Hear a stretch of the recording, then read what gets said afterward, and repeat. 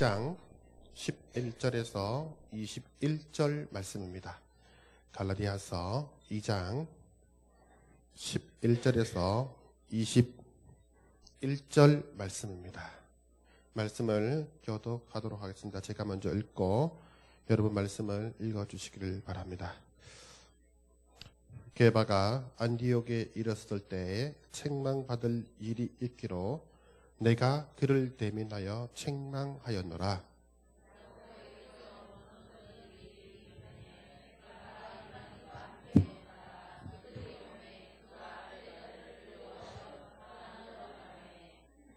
남은 유대인들도 그와 같이 외식함으로 바나바도 그들의 외식에 유혹되었느니라.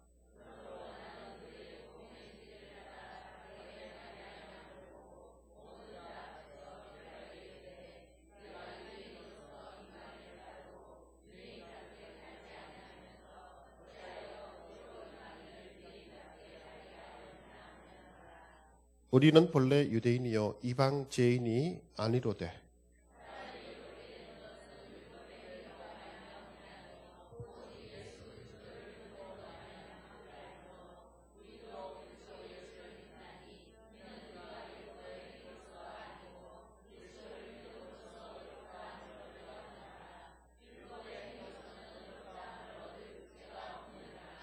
만일 우리가 그리스도 안에서 의롭게 되려 하다가 죄인으로 드러나면 그리스도께서 죄를 짓게 하는 자냐? 결코 그럴 수 없느니라.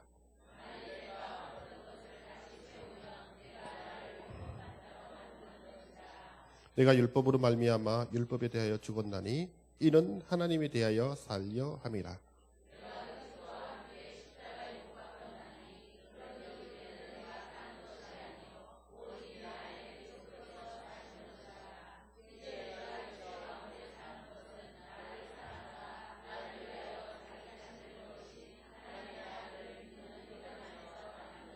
다 함께 읽겠습니다. 내가 하나님의 은혜를 패하지 아니하노니 만일 의롭게 되는 것이 율법으로 말미암았으며 그리스도께서 헛되이 죽으셨느니라.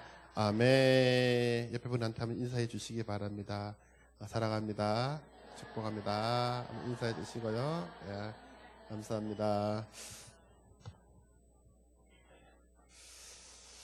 제가 오늘 말씀의 제목을 믿음으로 의롭게 됩니다. 여러분 누구나 잘 아는 제목일 것입니다.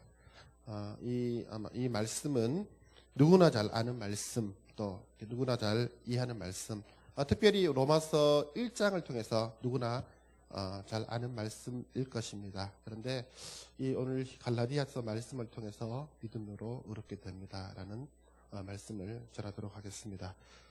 특별히 우리는 10월 마지막 주가 되면 우리는 매해마다 우리 잘 기억하지 못하실 겁니다. 10월 마지막 주가 무슨 주일이지?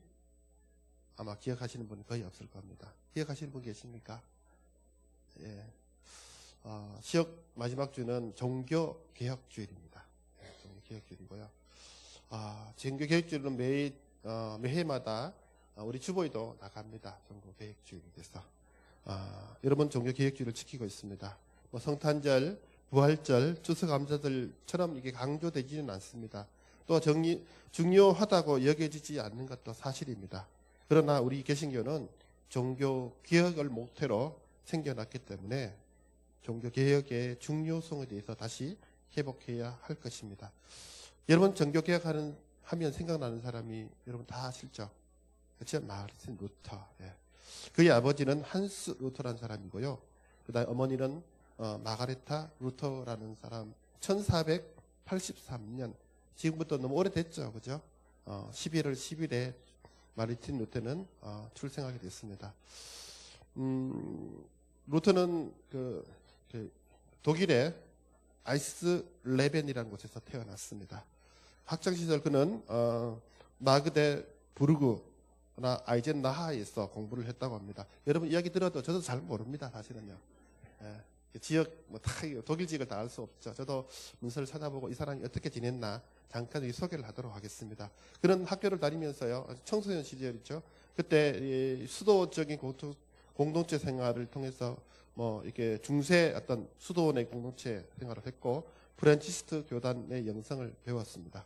루터는 1505년에 사실은 처음부터 수도사가 되려고 했던 것은 아닙니다. 그의 아버지는 사실 법률 공부를 해서 판사가 되기를 원했습니다. 그러던 중 1505년 7월 2일 날, 제가 날짜도 얘기해 드리겠습니다. 7월 2일 날 스토테른하임이라는 곳에서 어떤 일을 당하냐면 번개를 맞습니다. 그죠? 번개 맞았던 얘기 들었죠? 번개를 맞고 옆에 있는 친구는, 같이 여행을 가던 친구는 죽고, 그죠? 마르틴 루터는 살아납니다. 번개를 맞고. 그 이후에 그는 벼락을 맞고 난 뒤에 그의 아버지의 염원과 다르게 그는 수도사가 됩니다. 어떤 수도였냐면 에르트프루트 지방의 아우구티누스 수도회에 들어가게 됩니다. 다 기억 안 해도 좋습니다. 마르틴 루터의 수도원 생활은 참 성공적이었습니다. 특히 그런데 문제는 뭐냐면 그의 문제는 죄에 대한 고민이었습니다. 그렇죠? 그래서 그는 중대 가톨릭이기 때문에 매년마다 이제 자기의 담당 사제에게 찾아갑니다. 그리고 자기의 죄를 고백합니다. 그럼에도 불구하고도 그의 죄는 사실은 이렇게 충분히 해결될 수가 없었습니다. 루터는 수도원에서 엄격한 어떤 계율에 따라서 수도 생활을 이렇게 잘 했습니다. 그래서 1507년에 사제가 되고 신학 교육에 해서 수도회와 대학에서 사실 어린 나이에 중책을 맡게 됩니다. 그런 빠른 속도로 수도원 삶에서 학식과 능력을 인정받게 됩니다. 1511년 비텐베르크 대학에서, 이런 비텐베르크 대학은 굉장히 유명합니다. 1512년 신학 박사가 되고 1513년 성서학 교수가 됩니다. 이게 카톨릭 교단이겠죠. 그것에 대해 시편, 로마서, 갈라디아서, 히브리서 등을 강의를 맡게 되었습니다. 그러던 중 루터는 교황청에 갈 일이 있었습니다. 교황청에 갈 일이 있었는데 여기서 중요한 일이 나타납니다. 제가 이 루터의 삶을 잠깐 소개하는 이유가 그냥 오늘 말씀 때문에 그렇습니다. 교황청에 로마에서 이렇게 방문했는데, 로마에 가면, 여러분 가본 적 있습니까? 혹시나 로마 교황청에 가면요, 이게 로마에 가면 계단 성당이라는 것이 있다고 합니다. 계단 성당. 이게 콘스탄틴 황제 어머니가 자기 아들 황제에게 부탁해서 예루살렘에 있는 예수님께서 빌라도에게 재판받았던 계단이라고 합니다. 그 계단을 그대로 가지고 와서 그 계단을 만들었다 합니다. 그대로 옮겨서 성당을 만들었다 합니다. 그래서 이것을 계단 성당이라고 하는데, 많은 사람들이 그 28계단 성단에서 찾아오는 사람들이 뭘 했냐면 계단 성단에 무릎을 꿇고, 그리고 계단을 무릎으로 올라갑니다. 그러면 그렇게 기도함으로써 자신의 죄가 사해진다고 생각했습니다. 그죠? 참 이상하죠, 지금 생각하면. 그죠? 루터는 당시에 전통에 따라서 이 계단을 무릎을 꿇어 기어 올랐습니다. 그러던 중 루터는 갑자기 생각이 났습니다. 로마서 1장 17절 말씀이 생각났습니다. 오직 의인은 믿음으로 말미암아 살리라.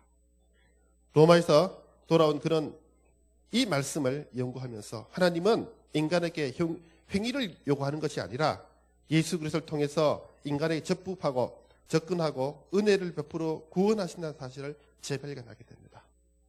루터는 죄인이 오직 믿음으로만, 즉 대가 없는 용서의 복음, 하나님의 말씀에 대한 절대적 의존과 신뢰에 의해서 의롭게 된다는 사실을 깨닫게 되고, 마침내 로마서 1장 17절 말씀을 통해서 이신칭이, 의신칭이란 말이 이제 이게 한문입니다. 이신칭이 한문인데 믿음으로 의롭게 된다라는 말씀입니다. 사상을 깨닫게 됩니다. 이 본문을 읽고 또 읽고 그는 명상하게 됩니다. 그 가운데 무서운 이게 이 말씀을 깨닫게 된다. 그 전에는 이렇게 깨달았습니다. 이 말씀을 통해서 무섭게 심판하시는 하나님의 의라고 이렇게 그는 깨닫게 됩니다. 처음에는 그렇게 생각해 왔습니다.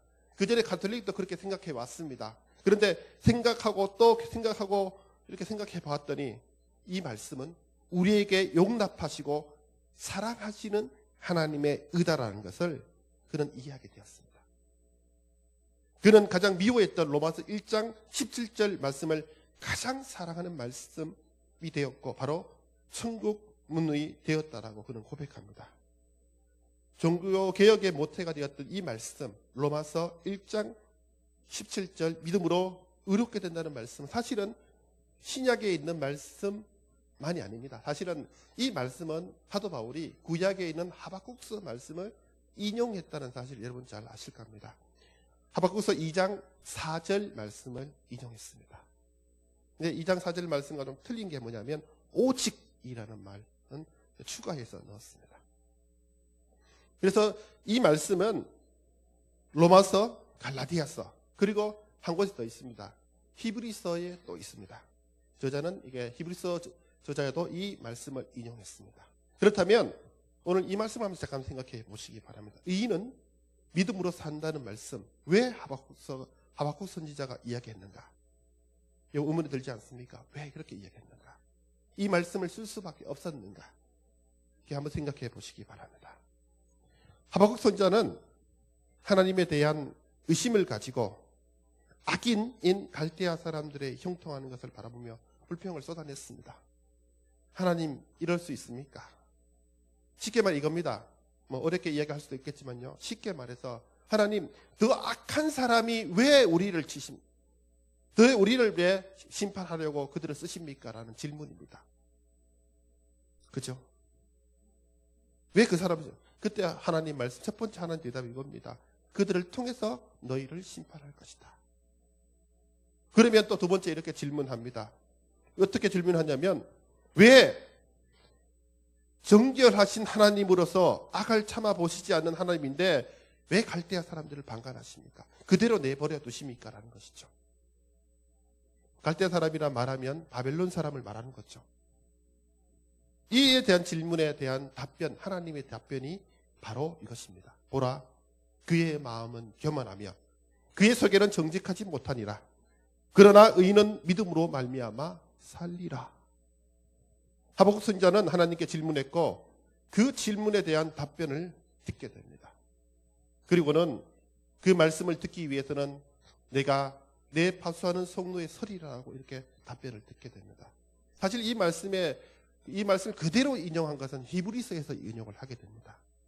히브리서 10장 35절 38절 말씀을 그대로 인용을 하는데요.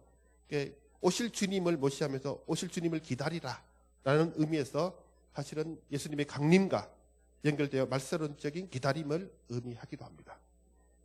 이 4절 말씀에 마음은 교만하여 정직하지 못하리니 의인은 믿음으로 말미암아 살리라는 이 계시를 받았다는 것은 사실 여러분 쉽지 않는 말씀입니다. 이 말씀 왜냐하면 악한 자들이 계속적으로 형통합니다. 여러분 어떻게 보시겠습니까? 악한 자들이, 간악한 자들이 또 우리 믿는 자들을 힘들게 하고 고통스럽게 합니다. 어떻게 하시겠습니까?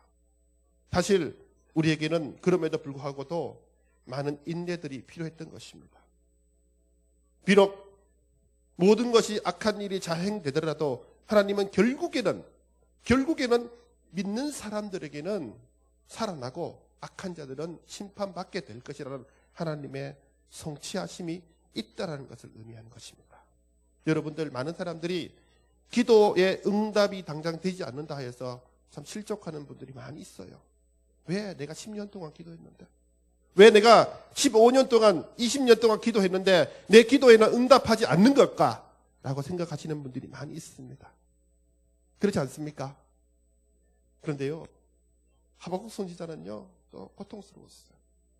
민족을 바라보면서, 나라를 바라보면서, 망해가는 나라, 뿔뿔이 흩어진 민족들을 바라보면서 왜 그들을 이용하셔서 우리를 고통스럽게 하십니까? 우리는 하나님이 선택하신 선민인데요. 이런 마음의 울분이 있었던 것입니다. 그러나 하나님께서는 결국 말씀하십니다. 믿음으로, 의인은 믿음으로 말미암아 산. 의인이 누굽니까? 바로 예수 믿는 우리들입니다. 이제 오늘 말씀으로 돌아와서 배경에는 안디옥 사건을 다루고 있습니다. 오늘 말씀의 제목이 사실은 신학적 제목이 안디옥 사건이라고 합니다. 오늘 말씀은 갈라디아서의 바울의 자서전입니다. 1장 1절부터 오늘 말씀까지는 이게 바울의 자서전적인 내용이 나옵니다. 이 내용의 마지막 이야기입니다. 그리고 또한 이신칭의의 내용을 제시하는 단락입니다. 오늘 15절 말씀에 시작하는 것처럼 보이는데 사실은 이 말씀이 15절 말씀부터 끊어서 이야기되는 것 같은데 사실은 이 말씀은 오늘 11절부터 시작됩니다. 이 부분은 베드로를 어떻게 소개하고 있죠? 게바라고 소개하고 있죠. 그죠? 베드로의 빗나간 행동과 자신의 올곧은 자세, 신앙적으로 또 자기의 삶에서 신앙적으로 올곧은 자세를 대조해서 보여주고 있는 것입니다. 특별히 이 부분에 강조하는 것은 사실 베드로가 잘못된 모습을 보여주죠. 이 모습대로 갈라디아 성도들도 그대로 따라서 하고 있다는 문제에 대해서 질책하고 있는 내용입니다. 오늘은 우리는 사실 베드로가 왜 어떻게 안디옥은 사실 예루살렘 팔레스타인 지역이 아니라 그 극동 아시아 지역입니다. 터키 있는 지역입니다. 그쪽 지역인데 어떻게 그가 그곳에 갔는지는 저를 경위는 알 수가 없습니다. 거기서 할례받지 않는 이방 신자들과 더불어 자유롭게 식탁 교제를 밥을 먹고 있었습니다. 여러분 구약 성경에는 이렇게 나와 있습니다. 예배자들이 의식상 정결하여 하나님 앞에 나아갈 수 있기 위해서는 지켜야 할 아주 복잡한 정결 예법이 있다고 합니다. 백성들은 부정한 음식을 먹거나 또한 죽은 것을 만지거나 질병에 걸렸거나 질병에 걸린 자를 만지거나 했을 때는 하나님 앞에 나아갈 수가 없습니다. 성전에 갈 수가 없다는 거죠. 이 말씀은 레위기서 11장, 15장, 20장에 나와 있는 내용입니다. 하나님께서는 이 의식의 벽을 통해서 죄 많은 인간이 정결함을 받지 않고서는 결코 하나님께 나올 수 없음을 교육하셨습니다.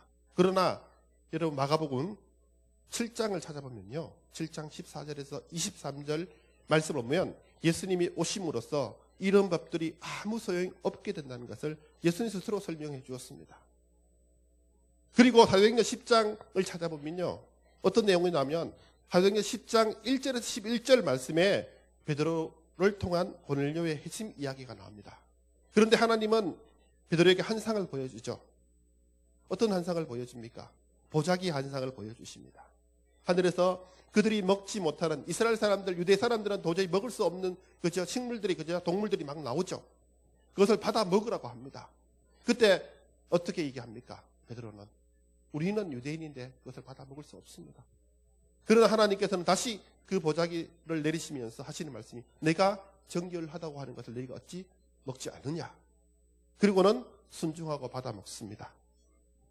바로 베드로는 하나님이 모든 민족 중에서 그를 경외하고 의를 행하는 자는 하나님께 받아들여질 수 있다는 사실을 깨닫게 되는 것입니다. 이방인들도 하나님을 믿으면 모두 하나님 백성이 될 수 있다는 것을 보여준다는 것이죠. 그래서 베드로에게는 무할례자이건 할례자이건 구별하는 것은 무의미했습니다. 따라서 아무 꺼리낌 없이 이방인 무할례자들과 더불어 식사할 수 있었다는 것이죠. 그러던 중 이제 사건이 일어납니다. 예루살렘에서 야고보로부터 온 야고보가 누군지 아시죠? 예수의 형제, 예수 동생입니다. 그 당시에 야고보는 예루살렘 교회 총회장이었어요. 이 야고보로부터 어떤 사람들이 안디옥을 방문하게 되었습니다. 주의 형제 야고보는 사실 지금으로 말하면 약간 열린 보수주의자였습니다. 이들이 오자 베드로는요 할례에 속한 자들을 두려워했다고 합니다. 이방인들과 함께 먹던 자리에서 벗어났어요.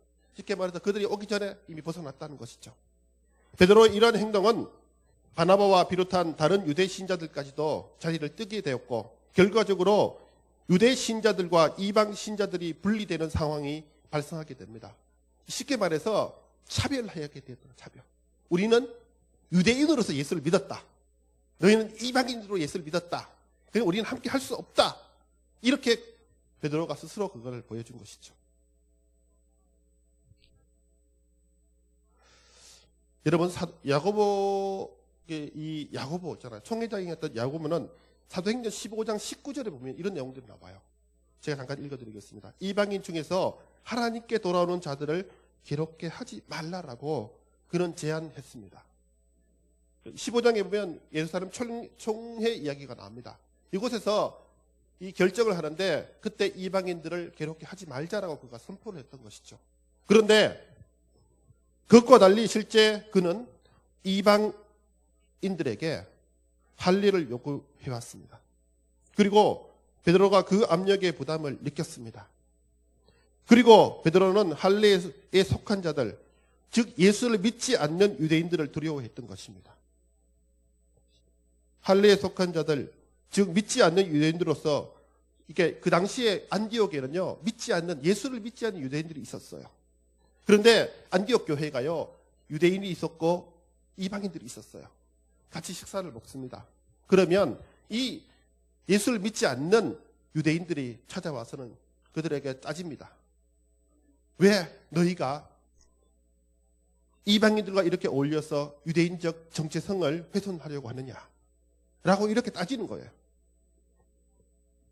그래서 믿지 않는 사람들이 교회를 핍박하고 또 그에 대한 압박 수위를 높여가고 있었습니다. 이런 상황들을 알게 된 야고보는 자기의 사람들, 함께 있던 사람들을 보냅니다. 그리고는 이곳에서 어떤 일이 일어났는가를 알고 싶어 합니다. 그리고 안디옥 교회를 점검해 보았습니다. 베드로는 이 자신의 자유로운 행동이 할례에 속한 자들을 사실 이렇습니다. 베드로가 믿음 때문에 자기 어떤 종교적 신념 때문에 그런 것이 아니라 베드로가 이곳을 피한 이유가 있습니다. 이유가 뭐냐면 그들을 더 자극해서 교회를 위험에 빠뜨리지 않기 위해서였습니다.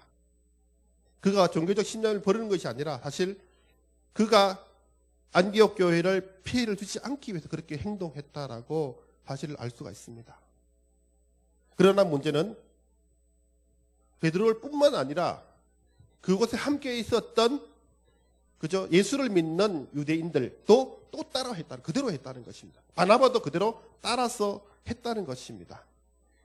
여러분 사실 베드로의 행동을 잘못된 어떤 신학적 결과, 어떤 다른 것 때문에 그런 것이 아니라 베드로가 갖고 있었던 신념과는 전혀 다른 위선에 불과했다는 것을 밝히고 있는 것입니다. 바울은 베드로와 유대 신자들이 이런 행동에 대한 대단히 붕괴를 했습니다. 그는 베드로의 행동이 비난받아 마땅한 또 혹은 저주받아 마땅한 것으로 판단했고 11절 말씀에 이렇게 나와 있습니다. 11절 말씀 자세히 읽어보면요. 면전에 공개적으로 비난을 했습니다. 그리고 14절 말씀에 모든 사람이 보는 데서 공개적으로 베드로를 비난했습니다. 베드로가 누구입니까? 예수의 첫 번째 가는 대사도입니다. 이 사람을 공개적으로 비판했다는 것입니다. 바울이 보기에는 베드로는 복음의 진리를 따라 울곧게 행동하지 않았다. 문제의 핵심은 베드로의 위선이었다라고 밝히고 있는 것입니다. 베드로는 자신은 유대인이면서도 이방인처럼 살아왔으면서도 어떻게 이제 와서 할례자들이 두려워서 이방인들에게 유대인처럼 되도록 강요할 수 있느냐라고 비판하는 것입니다. 당신은 이방인처럼 살아왔지 않느냐? 그런데 이방인들은 유대인처럼 살아라고 얘기하는 것은 잘못됐지 않느냐라고 비판하는 것입니다. 좀 말씀이 어렵죠? 그래서 이야기 들어주시기 바랍니다. 바로 이것이 믿는 사람들의 위선이라는 것입니다. 나는 이렇게 살아도 되고 남들은 이렇게 살면 안 된다는 그런 위선이라는 것이죠. 사실 베드로는 이방인들이 유대인처럼 그렇게 살아라고 강요하지는 않았습니다. 그러나 바울의 관점에 볼 때는 함께 먹는 것을 거부하는 행동은 우리처럼 유대인들이 되지 않으면 같이 먹을 수 없다라는 것입니다. 너희가 유대인처럼 할례를 받지 않으면 나는 너희와 함께 식사도 할 수 없고 악수도 할 수 없고 같이 물도 먹을 수 없다라고 얘기하는 것입니다. 그러므로 너희는 유대인처럼 되어라고 이렇게 강요하는 것이죠. 베드로는 이방인들을 갈라놓은 식탁 교제를 이와 같은 율법적 행위들을 유한 것인 양 행동함으로써 베드로는 자신이 믿는 복음의 진리를 어긋나는 위선을 하게 되었다는 것입니다. 오늘 이러한 베드로의 모습을 보면서 사도 바울은 믿음으로 의롭게 된다는 것을 선포하게 됩니다. 너희가 어떤 행위로서 의롭게 되는 것이 아니라 믿음으로 의롭게 된다라고 그는 선포하고 있는 것입니다. 오늘 말씀 15절 16절 말씀을 다 함께 읽어보겠습니다. 15절 16절만 다 함께 읽어보시죠. 시작.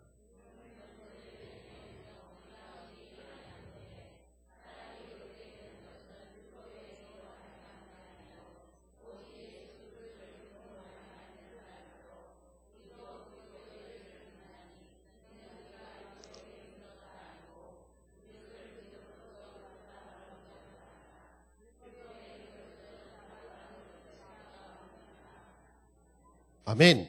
이 말씀은요, 율법의 행위가 아닌 믿음으로라는 말이 3번이나 반복하면서 이신칭의를 원칙적으로 강조하고 있습니다. 15절 말씀에 바울은 우리는 원래 유대인이요 이방 죄인이 아니다라고 밝히고 있습니다. 그들은 태생적으로 유대인이 아닌 사람들은 모두 이방인들로 취급했습니다. 그러니까 유대인으로 태어나지 않으면 모두 이방인인 것이죠. 이방인들은 아브라함 후손도 아니며 할례를 받지 않았기 때문에 하나님의 진노를 피할 수 없는 죄인들이라고 취급했던 것이죠. 과연 그렇다면 누가 하나님의 백성입니까? 우리만 하나님의 백성이고 너희는 다 뭐라고요? 하나님의 백성이 아니라고 취급하는 것이죠. 과연 그렇다면 누가 구원을 받을 수 있는 것일까요? 여러분 옆에 본 분들 누가 천국 갈 수 있습니까? 한번 보십시오. 당신 천국 갈 수 있을까? 여러분 만약 15절 말씀이라면 누구도 천국 갈 수 없습니다. 왜? 우리는 누구라고요? 우리 이방인이잖아요. 유대인들을 봤을 때는 모두가 이방인들과 죄인이에요. 그러면 한 명도 천국 갈 수 없어요. 그렇죠? 이런 상황을 피할 수 없게 됩니다. 사실 15절 말씀을 통해서 이 신칭의는 처음부터 유대인들과 이방인들을 구분 혹 차별 문제와 관련된 교리라는 사실을 알게 되었습니다. 전통적으로 선민 사상은 복음의 도래와 더불어 근본적으로 수정됩니다. 예수 그리스도와 성령이 도래한 이후에는 예수를 메시아로 믿게 된 유대인들은 혈통이나 율법 소유나 할례 등의 문제로 더 이상 의롭게 된다는 근거를 얻을 수 없다는 것입니다. 우리는 누구라도 오직 예수 그리스도를 믿는 믿음으로만 의롭게 되신 것을 알게 된 것입니다. 어떤 다른 근거로 결코 의롭게 된다는 것이 아니라는 것입니다. 우리가 행한 행위로 만약 구원받는다면 여러분 몇 명 구원을 받을 수 있겠습니까? 몇 명 천국 갈 수 있겠습니까? 아마도 한 사람도 갈 수 없을 것입니다. 설교하는 저조차도 마찬가지입니다. 우리는 근본으로부터 죄악으로 가득 차 있습니다. 스스로 자신이 의롭다고 말할 수 있는 사람은 한 사람도 없습니다. 그러나 우리의 행위가 아닌 예수 그리스도의 십자가의 보혈로 우리의 죄는 씻어졌고 예수 그리스도는 모든 사람들, 즉 나라와 민족과 성별과 계급과 부의 차이 등등 모든 사람들을 차별이 없이 그 은혜가 부여된다는 것입니다. 여러분 지금도 필리핀, 방글라데시 수많은 나라에 있는 백성들도 그들도 하나님의 은혜를 받을 수 있고 그들도 구원받는 백성이 될 수 있다는 것을 말씀하는 것입니다.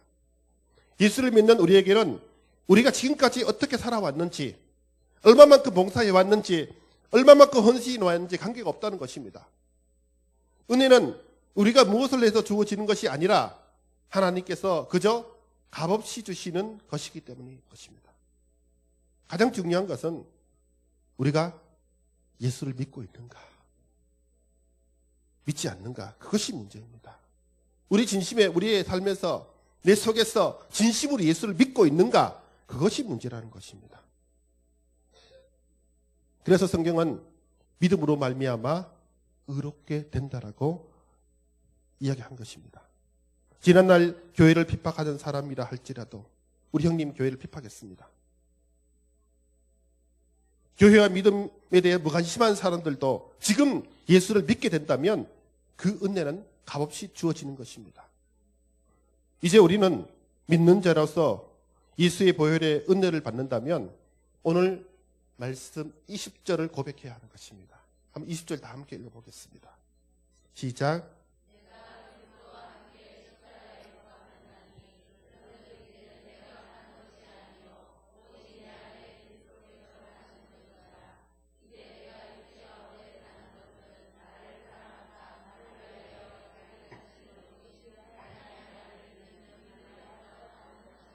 아멘.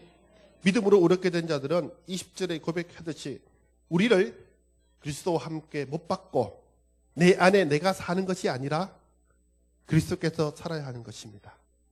나를 위하여 십자가에서 자신의 목숨을 버리신 예수를 믿는 믿음 안에서 살아갈 때 우리는 구원의 역사가 존재하는 것입니다. 혹시 여러분 주위에 믿음이 연약하여 하나님을 믿는 믿음이 흘리는 자들이 있다면 우리는 그들에게 분명히 말해야 됩니다. 우리가 해야 할 것은 아무것도 없습니다.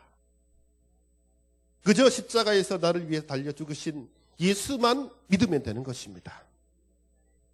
그러면 우리의 삶의 현실에서 역사하시는 예수님을 체험하게 될 것이라는 것입니다. 지금도 삶이 불편하십니까? 불평이 있습니까? 손해보는 것 같습니까? 분노가 가득한 것 같습니까? 가슴에 화가 가득하여 쉽게 믿음의 자리를 회복하지 못하는 분들이 있습니까? 믿음으로 살지 못하고 행복하지 못하는 분들이 있습니까? 오늘 우리에게 따뜻한 음성으로 다가오시는 주님을 만나시기 바랍니다. 예수님은 우리에게 이렇게 말씀하십니다. 마지막으로. 너는 어떻게 살아왔는지, 무엇을 하였는지 다 내가 듣겠다. 지금 나만 신실하게 믿고 따라와라 라고 주님은 말씀하십니다. 우리는 그저 그 주님의 음성을 듣고 따라가기만 하면 되는 것입니다. 오늘 믿음으로 우리를 의롭게 하시는 주님을 믿고 의지하는 여러분 되시기를 바랍니다. 기도하겠습니다. 하나님